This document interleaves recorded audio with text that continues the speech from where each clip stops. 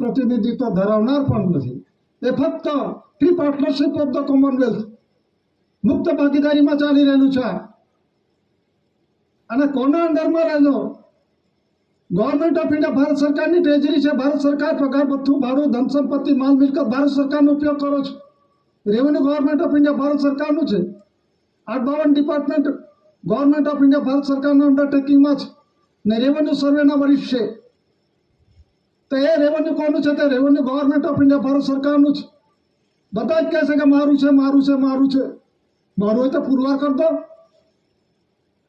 માતાનો વારસાઈમાં પુરવાર થાય. ઘરની અંદરમાં દીકરો દીકરી હોય તો એનો વારસાઈનો વારસદાર તરીકે આવે. એના બાપ કે માર ના બની શકાય અને એને ખરીદ વેચાણ ના કરી શકાય. કે એની અંદરમાં ઇલેક્શન સિલેક્શન થતું નથી. એ કુદરતી રૂલિંગ વ્યવહાર છે.